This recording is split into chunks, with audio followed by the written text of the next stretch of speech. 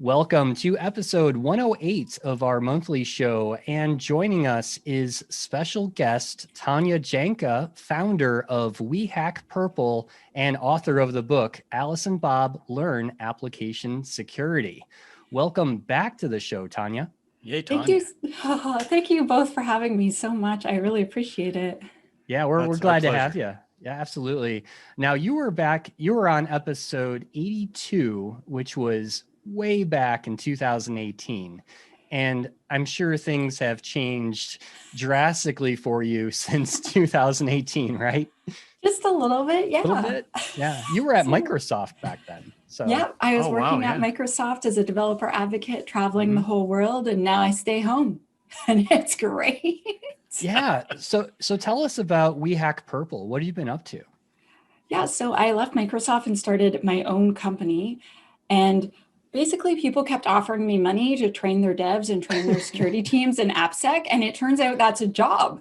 And so I made this plan that I wanted to start an online academy, but I knew I wouldn't be able to afford to do it right away. So I was like, I'll travel and teach the courses live and then slowly build out the academy. And then COVID happened. And so then I just, like everyone, canceled all the live trainings and the travel, and then have been able to just build out way more content much more quickly than I had previously anticipated. So we have a full, multiple courses with a textbook and a certification now on how to become an AppSec engineer. I know we're not allowed to say engineer, professional, specialist. There you go. Yeah.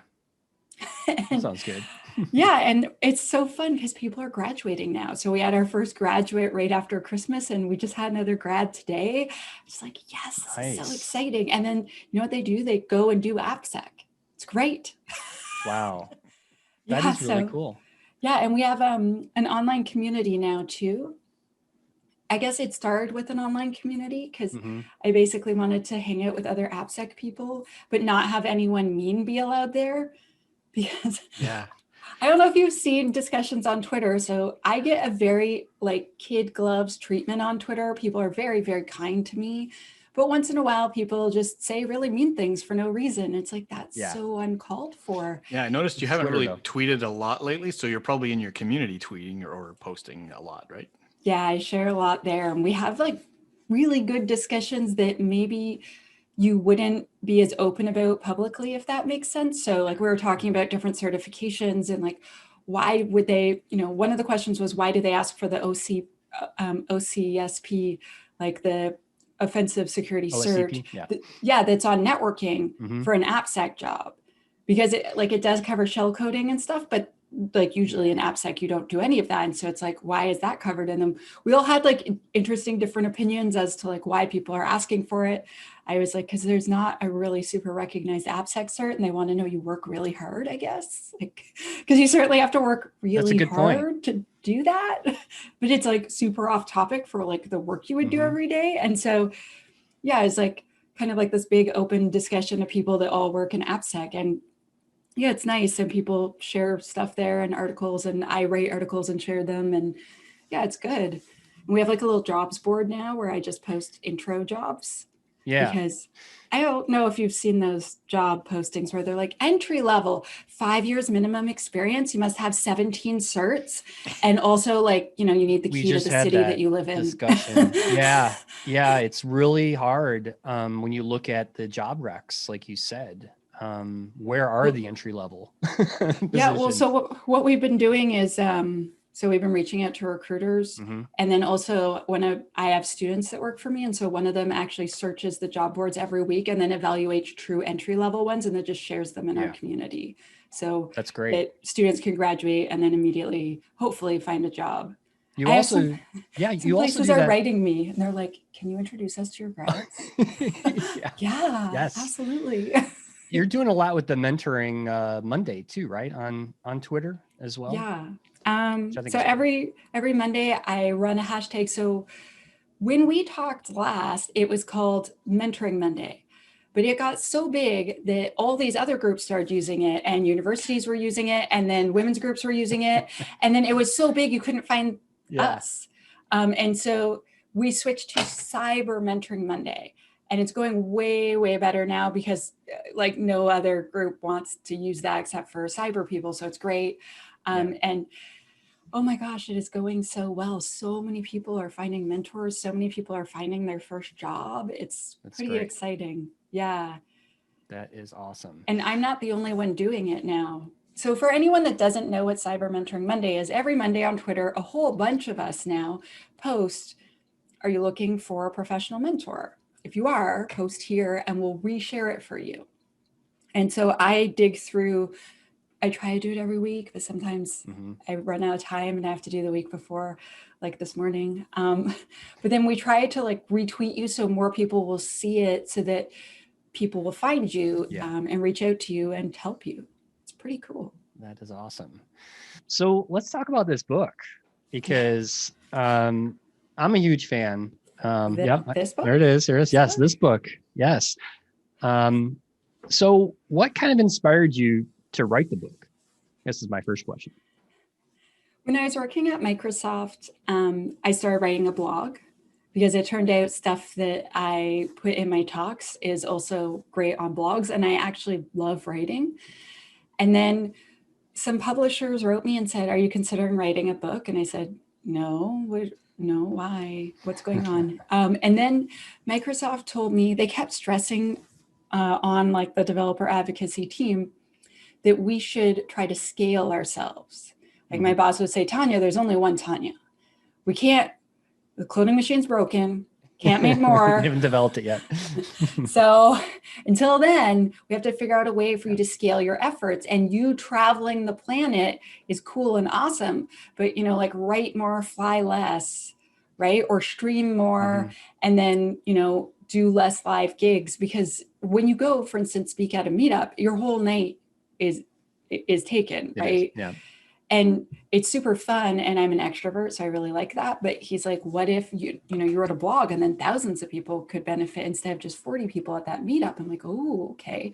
And so then Wiley contacted me, who are my publishers, and Jim, the guy that talked me into it. We just talked about like what kind of book I would want to write. And yeah, and then I thought about it. When I started in AppSec, there was no book that I could read and just learn how to do my job. And there was no course that I could take of just how do I build an AppSec program, or like how, like, what do I need to know? What are, you know, what is secure coding exactly? Like when I look through other people's secure coding courses, I'm like, oh, okay.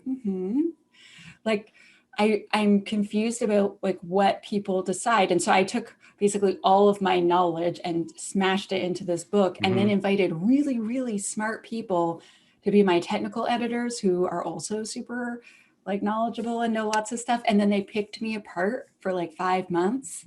And then I had to rewrite and rewrite and rewrite. It was so hard. It was like twice as much effort to do the edits, because they're like, Tanya, you can't just say that. I'm like, but it's true. They're like, I know, but you have to prove it. I'm like, damn it, he's right.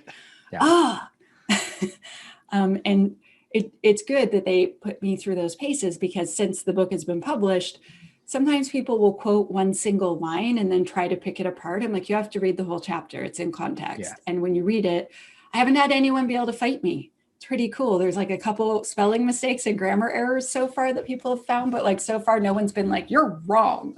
Which is like pretty exciting from a technical standpoint, because I had my worst, like not worst critics, like best critics, but most intense critics already tear it to pieces.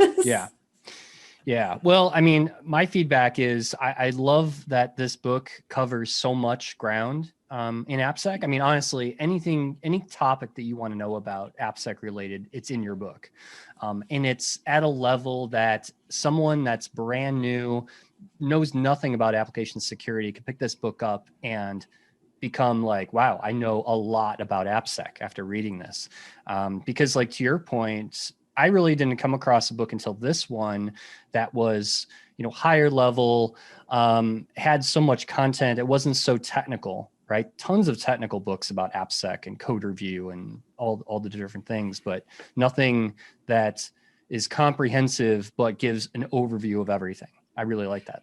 Thank you. I am hopeful that at some point universities will decide, And colleges will decide, oh, if we're going to teach coding, perhaps we should teach them how to create secure apps. Yeah. And so there's one university in the United States that has picked it up as part of their comp sci program. So that's awesome. That is But I'm great. hoping eventually a lot more schools. So I keep like guest speaking at Mhm. different universities for free. And I'm like, maybe they'll pick up because we're teaching them right now how to make insecure software. That's what we're teaching, right? Like, Yeah. And could you imagine if people went to trade school and you taught them to be like an electrician or something, but then we didn't teach them any safety, and then houses just sometimes burn down, like not all the time, just sometimes, not a big deal.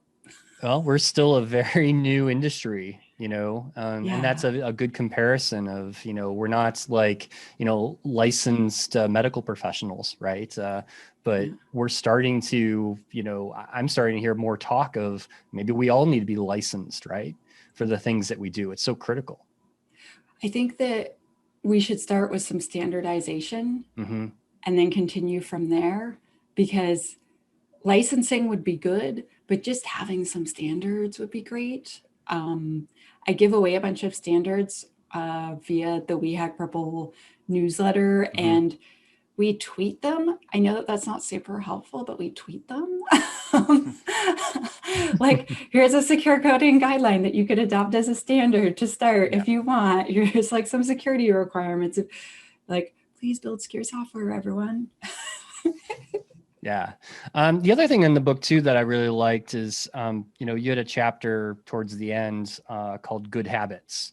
And these are things that transcend, right? No matter what type of security you're doing in information security, they apply to everything, and things that we talk about in this show all the time, passphrases. And, you know, we even have a section here on privacy, which I think is really important to talk about. Thank you. Yeah, I feel like anyone could read chapter 1 and chapter 9 and chapter 10. So chapter 1 is like, what are all the concepts in security? Like, what is CIA and why does it matter? And how does it relate to a real person, i.e. Alice or Bob, who follow through the book with little stories and examples. And then chapter 9, like, everyone should use a password manager. No one should have to try to remember hundreds of passwords. That's awful. It's totally awful. It's terrible. If people are like, how do you remember so many passwords? I'm like, I don't. I don't know any of them. I just know one. It's great. That's right. So kind of a related question, I guess. You know, what do you think of the current state of application security? And, you know, you've been doing this a while. Where do you think that we're going in the next couple of years? I feel like, so where do I think we're going, or where do I hope that we're going? Maybe where do you hope? Yeah. Okay. So where I hope we're going is that all the places that teach people to build software will start including at least the very basics of security as part of their courses, so that those new programmers have a clue of how to ensure at least the basics, like input validation, output encoding, stuff like that. If they just drilled a couple of the basics into them, life would get immediately way better. And I hope that people that already work in our field will have the chance to have some education, even if it's just a little, even if it's just watching like free things, right? But try to make it some sort of priority for themselves. I am seeing lots of organizations feeling it is a priority and putting money towards it, but a lot of them aren't sure what to do. And the choices of the things that they make sometimes really surprise me. Like, I do little bits of AppSec consulting here and there. And, you know, one of my clients paid $200,000 for a SaaS tool, but yet they haven't put $200,000 into staff. So they have less than $200,000 worth of AppSec staff.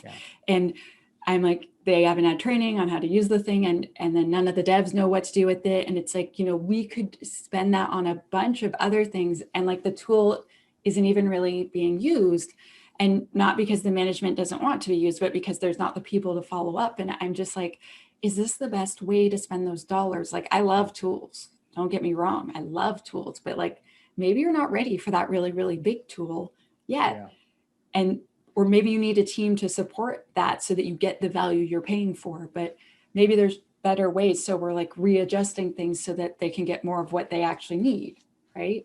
I'm also hoping that we can move towards not only like better, like having like a formalized program at more places, because right now a lot of places, sometimes it's like musical chairs. So the person that was late to the meeting ends up being in charge of AppSec, and they're like, no. How horrible. or it's like not even anyone's official job. And so there's a dev who's super stressed out and is on like one of the teams, and that is like suddenly been tasked with this gigantic responsibility and be given no time and no budget and no training on how to do it. And they're just like, I don't know what to do.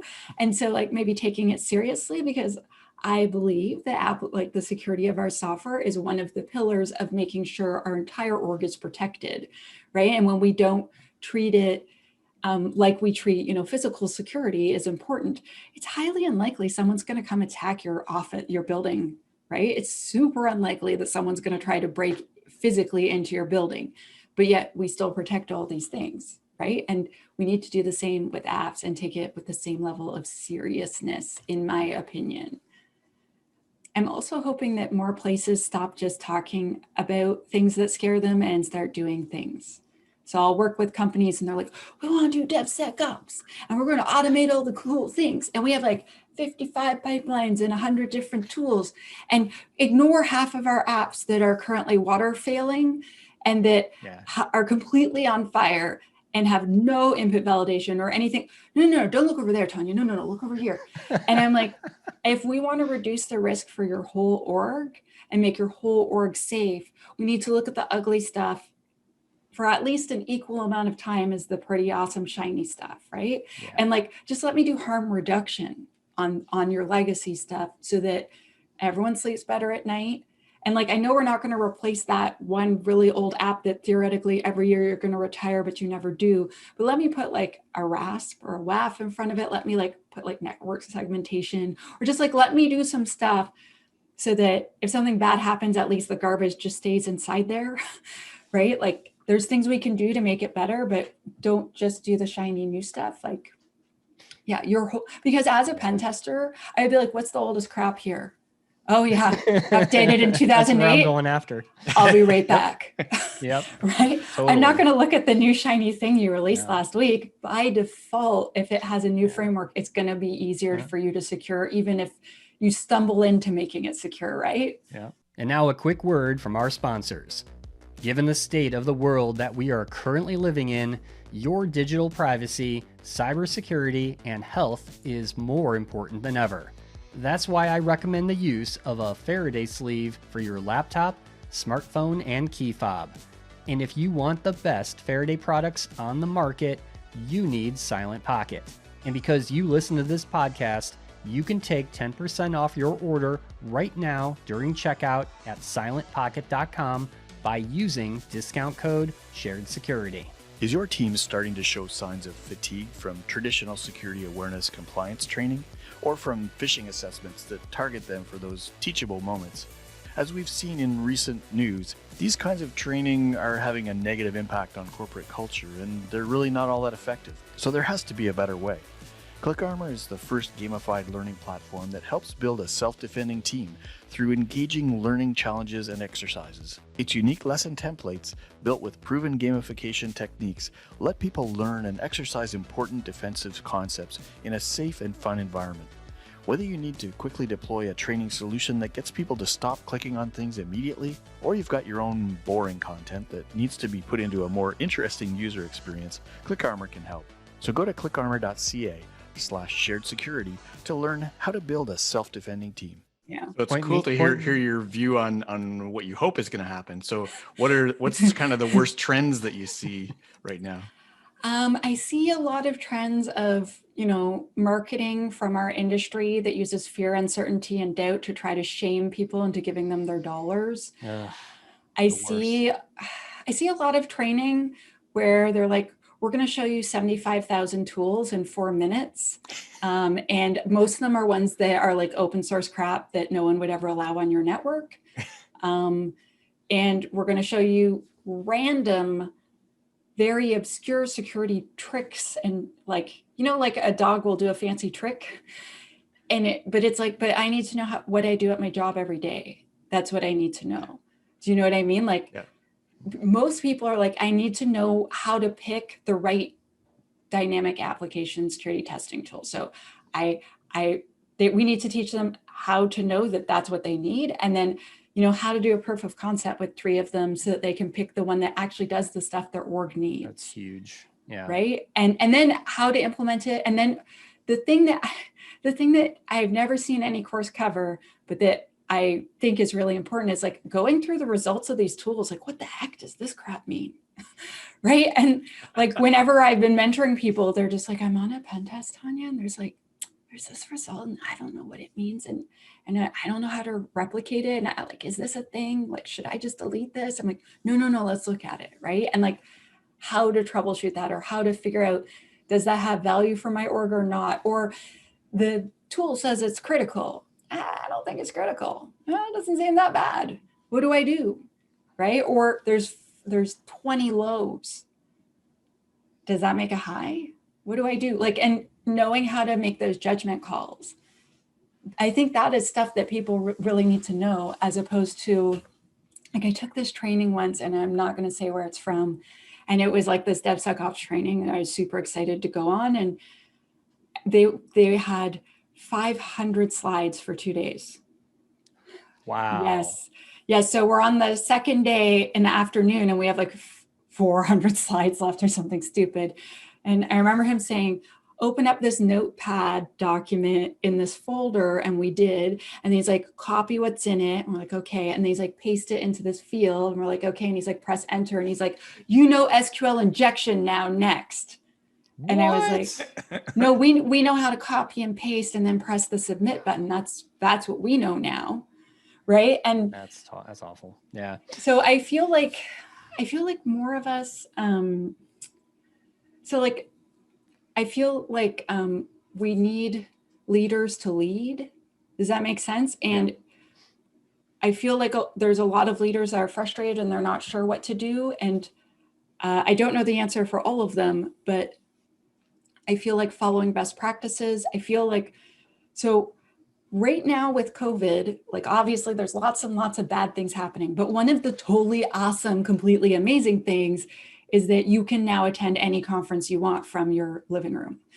And so I have been able to watch the coolest talks from all over the planet.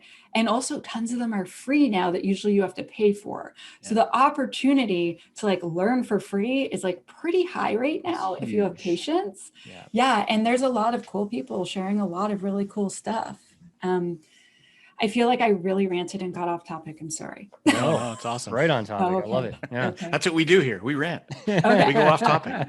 You're right at home, Tanya. Thank you. But I'm hoping that we start seeing more leadership. I'm hoping that I would love it if there was a standard of what makes a good AppSec program, because people are always asking me that. And I'm like, well, I have what I teach, but it depends on what is right for your org. And like, I have so many clients where they're just like, well, I know I have to have SAST, but it's really not working. And I'm like, you don't have to.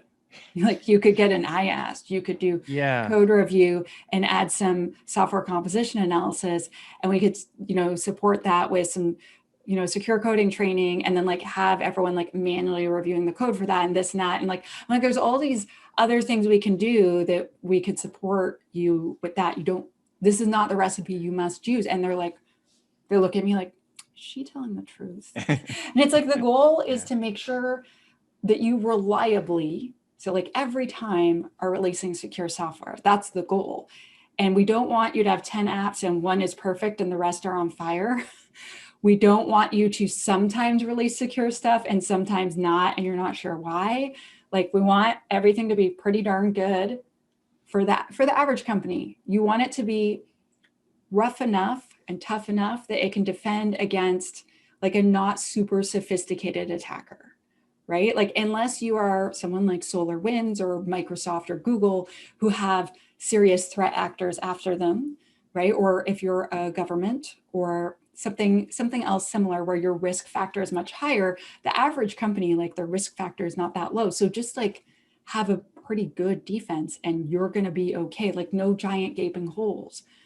That's what most companies need. And lots of them do not have it. Like when I go to consult, that's not what I'm seeing. Yeah. I am seeing across the board, almost all places have like a bunch of terrible legacy apps no one wants to talk about. And they're also like, oh yeah, like we have this one team that's really awesome. I'm like, great. Like, how do we get the rest of the teams to act like that team? Like, look, do you know what I mean? And yeah, I see also a lot of security people with sticks just running around whacking developers, like not literally, but like, this is my policy, slap. But it's so fun. Another question for you, Tanya. Yeah. Mm-hmm. So what percentage would you say of the organizations you come across are not yet using DevOps? Oh, a large percentage. Yeah. So a lot of them call me because they want to start doing it, or they have one team that has a pipeline. Yeah. And they want to know how they can convince the rest of them to also do that. Yeah. And is it a requirement that you'd expect them to have an agile methodology before they do that, or does it matter? I would say, so if they're doing a waterfall, then they can't move to a pipeline and continue to waterfall. Does that make sense? Yeah. Yeah. That's what I was expecting you to say. But yeah. Sometimes people will still kind of do an agile methodology while they're using pipelines. But if you want to do true DevOps, I follow the Phoenix Project and the DevOps Handbook methodology. I also am a big fan of Accelerate and the Unicorn Project, like all that group of people, and their books are super spectacular. And you need to kind of do the 3 ways to be doing DevOps. And so you need to be able to emphasize the speed of the entire system, be super fast. And then you need to get feedback to the right people at the right time. And then you need to actually do work of continuous learning to like improve your daily work regularly. So for a big or a big shop that, is still doing waterfall, like where do you even start, right? To try and convert? I would say, so again, I'm super biased. Like I would start with training them. I would start with one group as a proof of concept and kind of show them off and invest a lot in them and show it to the other groups and ask the other groups to start participating. I'm working with one client right now, and like half of them are using pipelines and the other half aren't. And so we have one pipeline that has security in it. And so we put a new tool in, and then we have like the proof of concept pipeline where we're like, look, we have not effed up your stuff.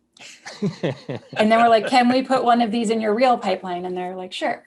So then we show all the other teams, look, they still like us. We're getting them good results. Can we put this in yours? And we're just going to keep doing that. So we already have like the big proof of concept built, but it's like just showing them off one at a time and like getting them, basically we're trying to get them to trust us. We will not break your stuff. We promise. And so we're like trying to iron out every single bug way before it gets to them so that they have good experiences to tell the other devs. We're also quote unquote tricking them by holding lunch and learns on these things to show them like, cool, did you know like what software composition analysis is? And like, we did a proof of concept on this and we've decided this tool rules / we can afford it. And we're going to start doing this with it. And like, we would love to do this with you. And so, reach out, and then we can start kind of having meetings with them and talking to them. And each new one, we're like, yes, add them to our little inventory list. Like we're adding their apps to our inventory list. And we're like, these are the people we need to talk about. Yes, score, they're on board. And that's cool. That's great. Are there any kinds of apps that are sort of easier to work with as a starting point like that? Like if you're trying to demonstrate that things don't break? I would say like the simpler the app, the easier it would be to show off. Also, if it's the newest app in the newest version of whatever framework you're using, chances are it has less security vulnerabilities. And then with that, it means there'll be less breaking of the build, so they look better. Does that make sense? Like whenever you do a proof of concept and you're like scanning like a fake app like Juice Shop that's intentionally vulnerable. So Juice Shop actually is probably a bad example because they try to make it scanner proof, but it still has lots of vulnerabilities in it. But like there's lots of these sample apps that are made to be vulnerable on purpose. And so it like lights up like a Christmas tree. And that is super fun. But I would rather them see, look, the app just has 2 lows. Look what a great job this team has done. They rule, be like them, as opposed to like, haha, look how much we messed with them. I want to try to gain their faith. Yeah, absolutely. That's great. Yeah. Good advice. Thank you. So what's one thing that you would want people to take away about application security? Validate your inputs. Seriously, if every dev validated, so when I say input, I don't just mean, so like, let's say you go to a search site and you put in something into the search bar. So that is input. But also anything in the parameters is input, anything from an API is input, stuff coming from your database is input, like every single thing that's not already inside your app, that's input. And you should validate it, not sanitize it. So validation is this what I'm expecting? Okay, good, you're allowed in. Oh, you're not what I'm expecting? No, thank you. And then you issue a vague error message. So not single quotes aren't allowed in this. Please. We only accept passwords that are 10 characters long. I'll just chop off the rest of it. Oh my gosh, I'm just gonna cry. Yes.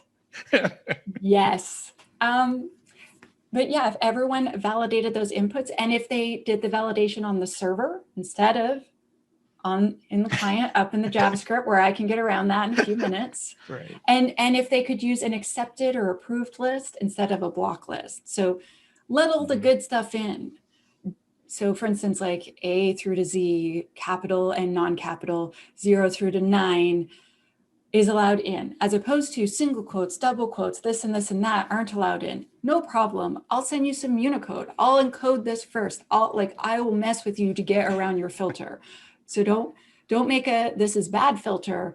Do a this is good, this is allowed in list. And then, so if everyone did that on every single thing, basically life, I just go take a nap, go on vacation, everything's good now. Life would be so much better. Yeah, I would be more than pleased to have that happen. I just go back to being a dev. Sounds good. Right. I'm ready. Well, this has been great, Tanya. What would you like to plug? What do you got coming up? Anything cool? I have a couple of things coming up I would like to plug.